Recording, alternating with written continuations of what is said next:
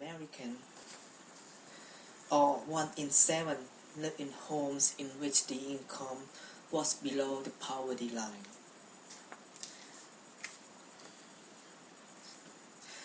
Good morning, my name is Sarah Rajin.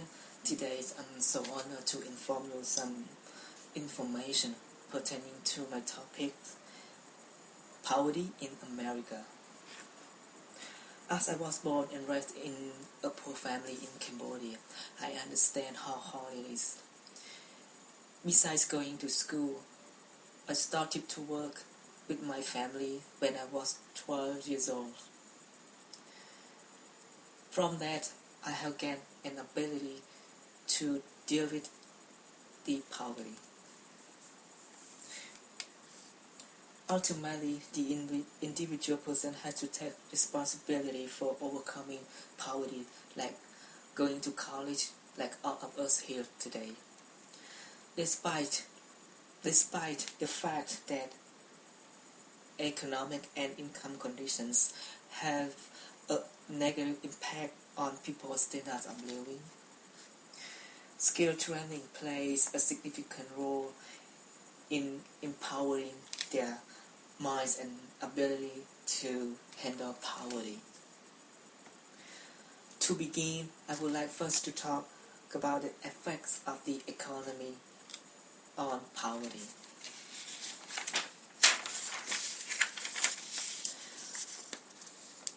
Economic conditions, I will focus on two important aspects. The first one is economic situation, and the other one is the effects of economy on poverty. First, let's have a look into economic situation. Normally, economic conditions in the nations have a major impact on the level of poverty. During the Bureau recession, according to Eric Occam's report from the New York Times, in 2009, the unemployment rate increased, thereby rendering approximately 44 million Americans living below poverty line. Referring to Carol Marlowe report from the Washington Post, quote, "It is a strong indication that there is not enough focus on growth and investment in job production," quote, said Ken Blackwell, the former Ohio State Treasurer, who is a fellow at the Family Research Council. Okay, let's talk about the effects of the economy on poverty. In general, economic progress increases the level of people's standard of living. In other words, people tend to spend more money when they have high income. According to Joe Bernstein, a former deputy chief economist for the U.S. Labor Department, there has been an argument that, quote, "improve education, lower family poverty by almost 4% points, a considerable effect." In general, economic progress increased the level of people's standard of living. In other words, people tend to spend more money when they have high income. According to Joe Bernstein, a former deputy chief economist for the U.S. Labor Department, there has been an argument that, quote, "improve education, lower family poverty by almost 4 percentage points, a considerable effect." But economic growth and inequality had considerably large effect. Growth in the overall economy lowered poverty rates by 5.7 points, while inequality raised by 5.1 points. Quote, "In short, economic conditions definitely have a serious impact on poverty." Along with economic conditions I have just mentioned, Now, let me turn your attention to another influencing factor, which is income condition. In this section, I will focus on the income inequality among educated people and some statistics. Now, let me show you the income inequality among educated people. The separation between the rich and the poor is increasing in America, and recently education alone has not been adequate to lift all the people out of poverty. Nobody doubts that a better educated workforce is more likely to enjoy higher earnings, said Bernstein. Due to Bernstein's report, it has argued that since the late 1990s, the college wage has been flat. In real terms, college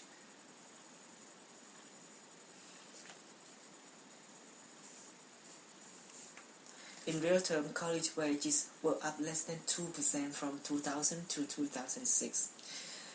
Even among the highly educated, only some are getting ahead, and lots are not. In brief, to raise the poor out of the poverty level is to improve their income condition.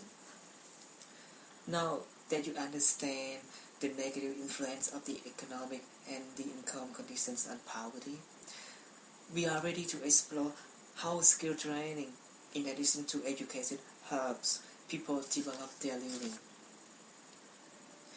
Skill training is one of the effective factors on poverty alleviation. I will focus on the importance of skill training and some statistics. Besides their education, people need job experience and self-preparation in order to achieve sure job opportunity when the times arise. According to Bernstein, it is important to remember that, quote, education alone is much less successful in raising employment and earnings prospects than education combined with a strategy of focused jobs training and holding out for quality jobs, quote. Okay, now let's have a look to some statistics. Bernstein reports that, quote, when education combined with the multi-dimensional job training, readiness, and a quality job search, the returns more than double. One Portland, Oregon program resulted in 25% increase in earning and 21% increase in employment, and a 22% reduction of time spent on welfare, compared with a control group that did not get the services, quote. This report was in 2007. To sum up, people whose education is combined with skill training tend to be easier and better to look for jobs than the one who fail to do so. After a long clarification, I believe all of you can be aware of how the economic and income conditions affect our life, as well as how important skill training for us. In conclusion, the major downturn in the U.S. economy has caused an increase in poverty. However, education, together with skill training, is one strategy which has proven effective in lift of individuals out of poverty and into much stronger financial positions. Poverty is widespread in America and has increased during the recent major recession.